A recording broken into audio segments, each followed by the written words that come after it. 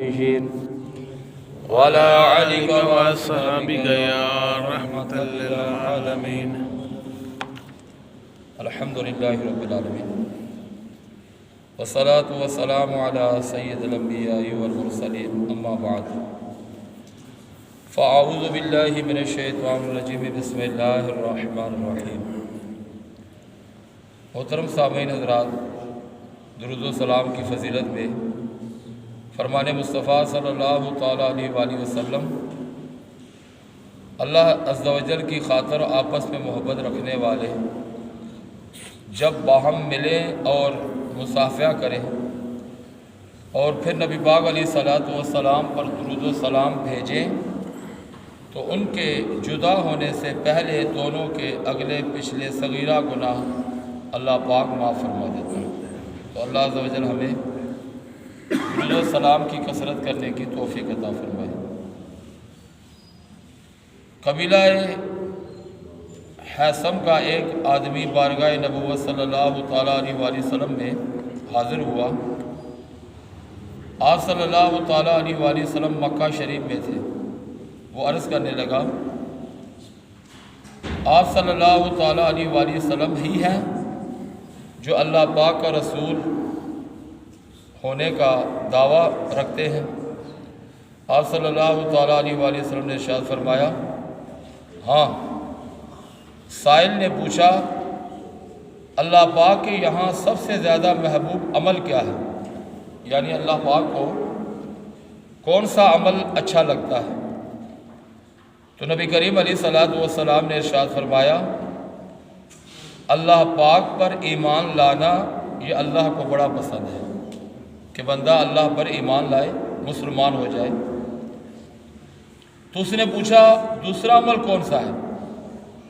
تو آقا علیہ السلام نے ارشاد فرمایا، صلہ رحمی، یعنی جن کے ساتھ تمہاری رشتہ داری ہے ان کے ساتھ صلہ رحمی، اور جو تمہارے ملنے جلنے والے ہیں ان کے ساتھ صلہ رحمی، یعنی رشتہ داروں اور لوگوں کے ساتھ حسن سلوک سے پیش آنا. تو سائل نے پھر عرض کی، یا رسول اللہ صلی اللہ علیہ وسلم، اللہ کی بارگاہ میں پھر کون سا عمل محبوب ہے؟ تو نبی کریم علیہ السلام نے ارشاد فرمایا، بلائی کا حکم دینا اور برائی سے روکنا، یعنی نیکی کی دعوت دینا کہ کسی کو بھی اگر برائی میں دیکھے زبان سے روک سکے تو اس کو کہو یار یہ کام نہ کیا کر. یعنی بلائی کا حکم دینا اور برائی سے روکنا یہ اللہ پاک کی بارگاہ میں بہت بڑا پیارا اور محبوب عمل ہے. حضور نبی کریم علیہ السلام کا فرمان عالی شان ہے، تم میں جو شخص بری بات دیکھے اسے اپنے ہاتھ سے بدل دے، اگر اس کی استطاعت نہ رکھتا ہو تو زبان سے بدل دے. یعنی پہلے تو ہاتھ سے اس کو منع کر دے، اے کم نہ کر، یہ گناہ ہے، یہ اللہ دی بارگاہ دے وچ ناپسندیدہ ہے. اگر وہ ہاتھ سے نہیں کر سکتا، ڈرتا ہے، تو زبان سے کم از کم اس کو بدلنے کی کوشش کرے، زبان سے کہے کہ بھئی یہ کام نہ کرو. اسی طرح اگر اس کی بھی استطاعت نہ رکھتا ہو تو اس برے کام کو دل میں برا جان کر وہاں سے چلا جائے، اور یہ ایمان کا کمزور ترین جو ہے وہ حصہ ہے. محترم اسلامی بھائیو، مفسر شہیر حکیم الامت مفتی احمد یارحان نعیمی رحمۃ اللہ علیہ فرماتے ہیں، نیکی کی دعوت دینا اور برائی سے منع کرنا ہر شخص پر اس کے منصب کے حوالے سے اور حسب استطاعت واجب ہے. اس پر قرآن و سنت ناطق ہے اور اجماع امت بھی اس میں یہی کہتا ہے کہ ایک جگہ لکھتے ہیں کہ نیکی کی دعوت دینا اور برائی سے منع کرنا علماء و مشائخ بلکہ ہر مسلمان کی ذمہ داری ہے. اسے صرف ایک طبقہ تک محدود نہ کرو،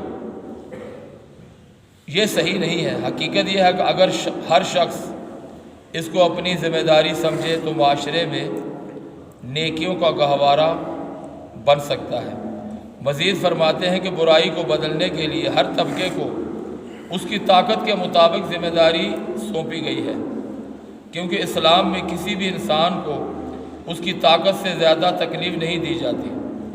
ارباب اقتدار اپنے مطابق دین کی تبلیغ کریں، اساتذہ اپنے والدین کو اپنے طور پر اور اپنے شاگردوں کو اپنے طور پر جو ہے وہ دین کی تبلیغ کریں، والدین وغیرہ اپنی اولاد کو اسی لحاظ سے کہ ان کی اولاد ہے نیکی کی طرف راغب کریں، برائی سے منع کریں۔ جو اپنے ماتحتوں کو کنٹرول کر سکتے ہیں وہ بھی اپنے ماتحتوں کو کنٹرول کرنے کی کوشش کریں، یعنی مبلغین اسلام، علماء، مشائخ، ادیب، صحابی اور دیگر جتنے بھی لوگ ہیں، چاہے وہ کسی طبقہ اور کسی شعبے کے ساتھ تعلق رکھتے ہیں، وہ اپنے اپنے طور پر لوگوں کو نیکی کی دعوت پیش کریں اور برائی سے منع کریں۔ نیکی کی دعوت عام کرنے کے لیے ہمارے دل میں کم از کم اتنی تو کڑن ہو کہ جو بچے کو بیمار دیکھ کر گھر میں راشن نہ دیکھ کر بندے کو ہوتی ہے، یعنی بیمار کو دیکھ کر بندہ جو ہے وہ بے چین ہو جاتا ہے، اور گھر میں راشن نہ ہو تو تب بھی بے چین ہو جاتا ہے۔ اپنے روزمرہ معاملات کا محاسبہ کیا جائے۔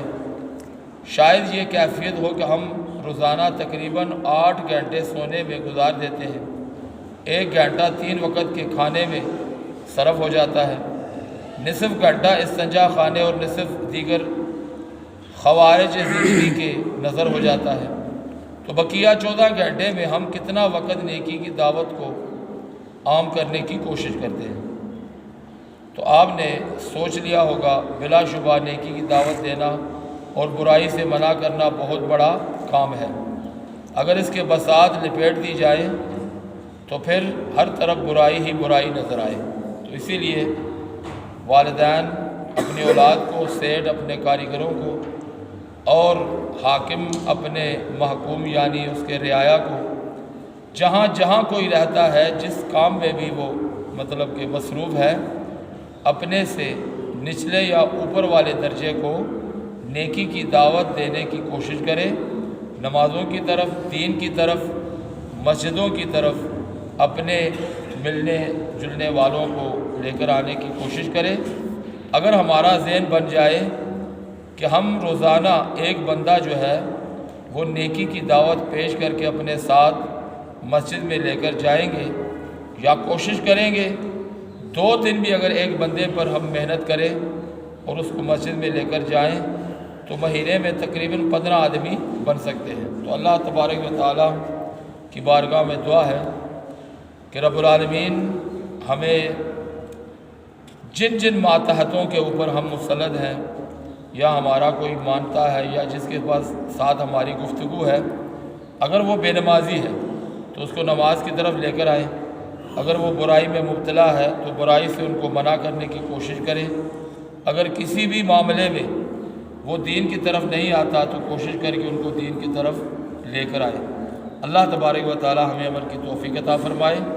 اسی طرح رہتی دنیا تک جب تک ہم حیات ہیں، ہمیں اپنے گھر والوں کو نیکی کی طرف لانے، اپنے گھر والی کو، اپنی بیٹیوں کو، اپنے ماں، اپنی بہن کو نماز کی طرف، گھر میں پردے کی طرف، اور گھر میں رہ کے اسلام پہ عمل پیرا ہونے کے لیے ان کو نصیحت اور سمجھاتے رہیں۔ اپنی اولاد کو نیکی کی طرف راغب کریں، مسجد میں لے کر آئیں، نماز سکھائیں، دین ان کو سکھائیں، تاکہ رہتی دنیا دی یعنی جب تک آپ حیات ہیں آپ کی اولاد نماز پڑھتی رہے، بدستور ان کا ثواب جو ہے، جو کہ آپ ان کو دین کی طرف راغب کرتے رہے، آپ کو بھی اس کا ثواب ملتا رہے گا۔